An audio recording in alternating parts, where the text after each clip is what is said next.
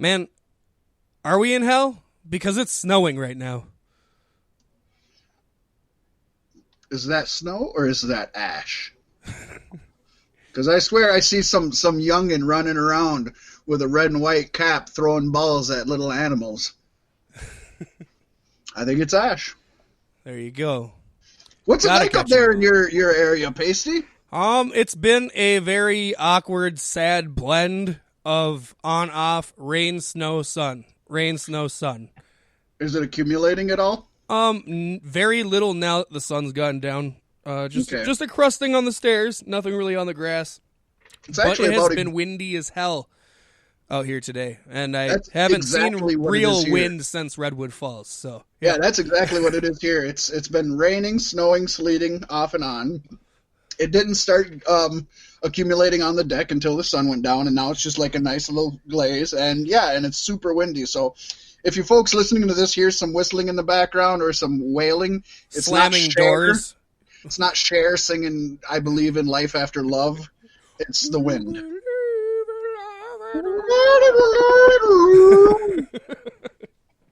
No, my screen doors have been slamming open all day. Can't keep them latched. Oh,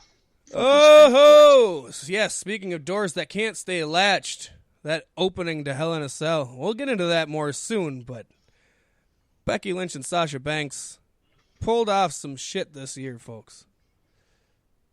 As they tend to do. Why, WWE switching, they should just switch to an all-women's federation because it seems like the women's matches 9 times out of 10 outshine the males. Honestly, right here at the end of 2019, here in October, Paystee says the only reason the women don't have their own show in WWE is because Vince knows it would get better ratings than Raw. I'm not going to deny that. They still haven't announced another Evolution pay-per-view. Nope. And they probably won't. Which is dumb and weird. Well, just like you couldn't have Becky Lynch be the first woman cover of WWE video game by herself. They have to put Roman Reigns on there. Which is just dumb. Yeah. I mean, he's already number 1 contender for the Warrior Award this year, so. Stupid. Yeah. Oh my gosh, he's gonna get it, and there's gonna be riot. No, there shouldn't be. They better be respectful. I still hope we're going off on some tangents. We should start getting into our things, but I'll say something, I'll let you get something in, and then we'll talk about sponsors. But they really, I'm gonna say it again, they need to quit letting fans into the Hall of Fame ceremony. They don't belong there. It should just be for the business people. Yeah. I said it. Yep. Sorry. Didn't Bret Hart just got jumped at some other thing recently too, didn't he? I don't think we've had it in the news, but I did think I read about it in passing, but I only saw it once. So if he did, I didn't hear about that. Yeah, I don't remember what it was. Yeah, you sure it wasn't kayfabe news? No, I don't think it was kayfabe news. I always check. That's like my first thing. When I read something, I'm like, Music Awards jumped by Trace Adkins. Well, I'll tell you what's definitely not kayfabe news, and that's our sponsors, Qualities T-Shirt Company and Monster Wear Clothing. 2 of the best branding sources in the great state of Minnesota.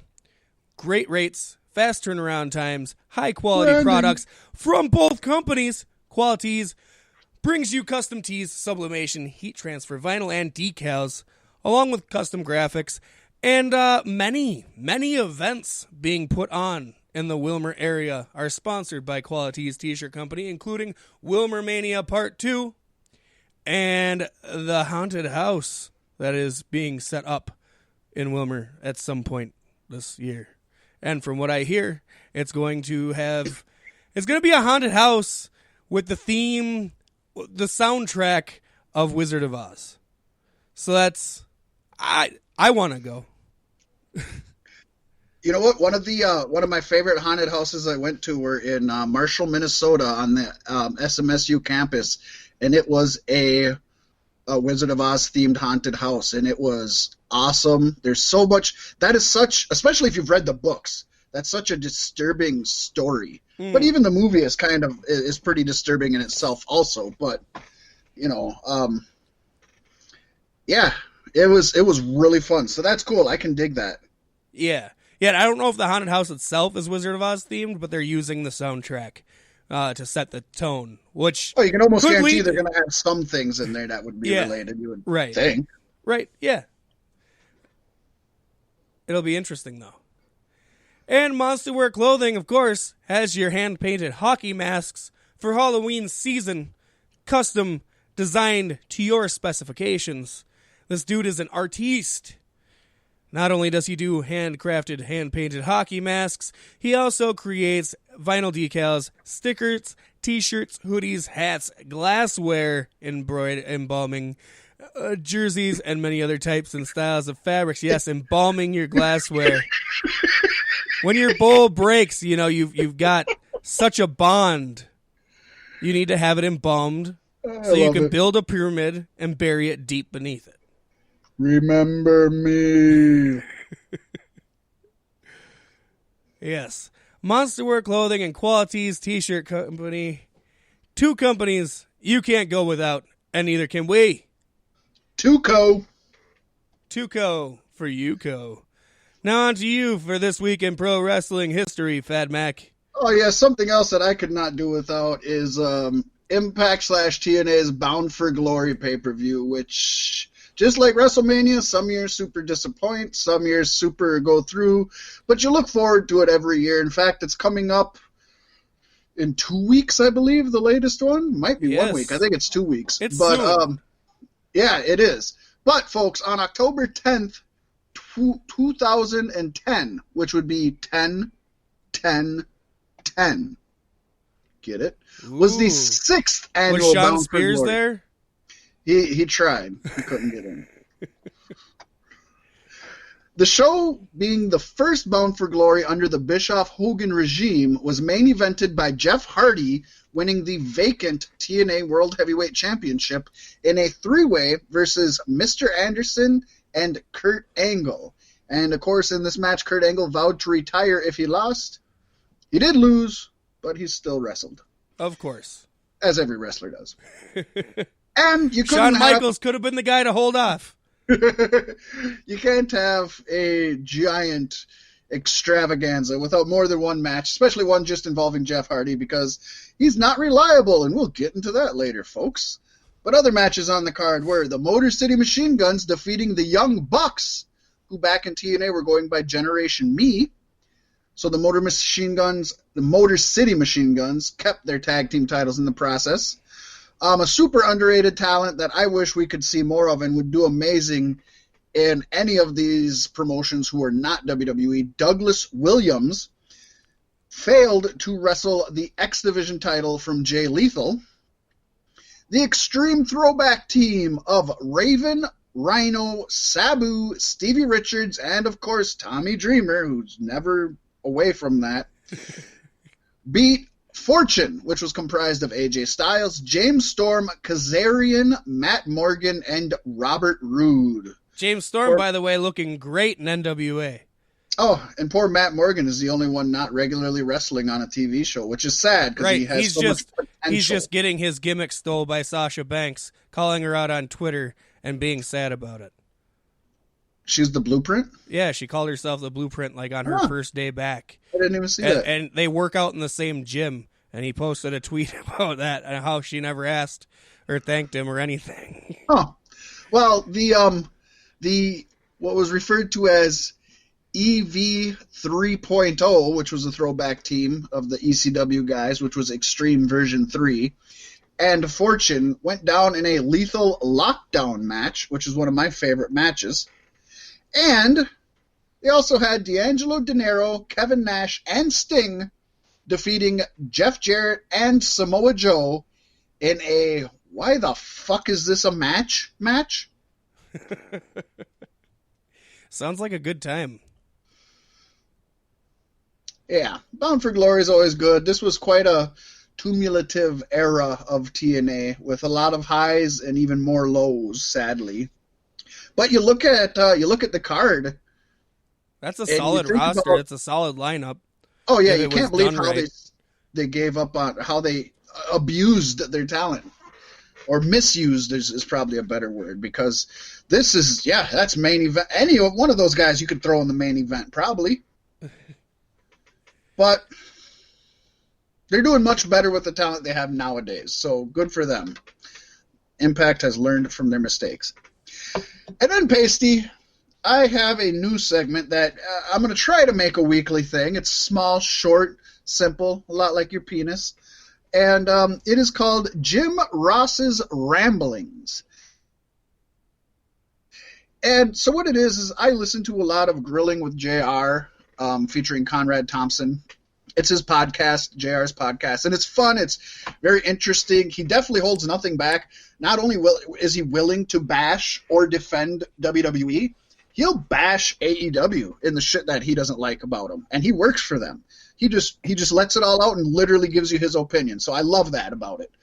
But he can ramble. Some of his stuff goes on. Sometimes he forgets what he's talking about, and sometimes he completely goes off on a story that had nothing to do with what Conrad brought up.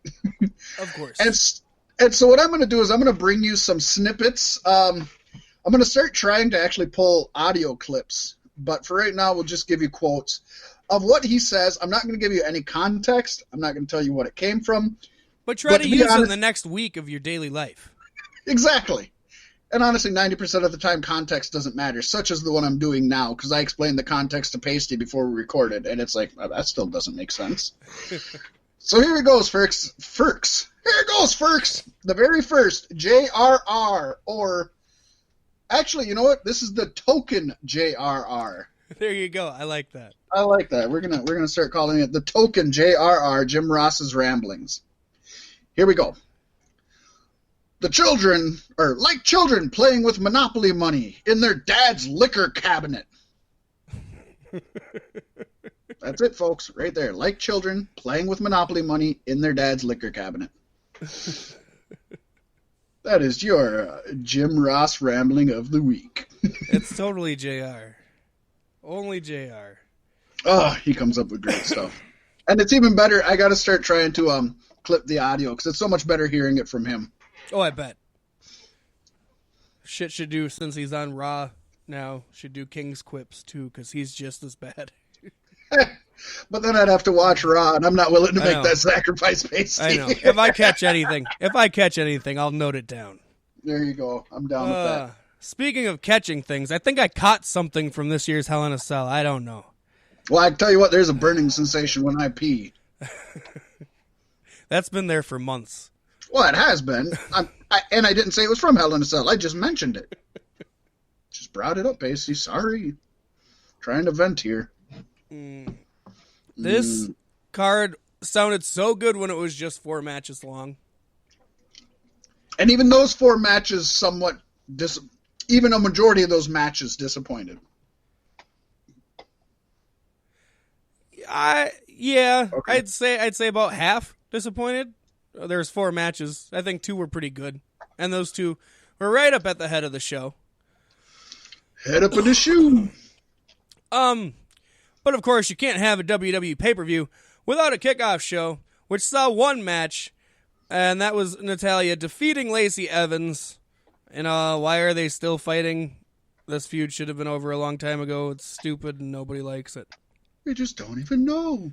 Could have put the cruiserweights or something on, or put an NXT championship on your pay-per-view, because if they're the 3rd brand, they should have some kind of representation. But we got Natalya defeating Lacey Evans in a match where they did the same match again on Raw that I didn't watch. I skipped it, and I didn't really watch the pre-show match either. Well, you know what they say, Paystee, lather, rinse, and repeat. Right. Until the hair falls out. Oh! And that brings us to the main card. Then you're looking like old Egghead up there on that Masked Singer. Don't tell the folks who it is, Paystee. They gotta find out for themselves. All right. I almost have to tell them now that you just bring it up out of nowhere. Just tell them. Just tell them.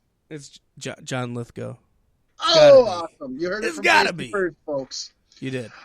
So on the main card, we started out with the Raw Women's Championship Hell in a Cell match. Becky Lynch actually successfully defended her championship against Sasha Banks. Very few people expected this. I shouldn't say nobody.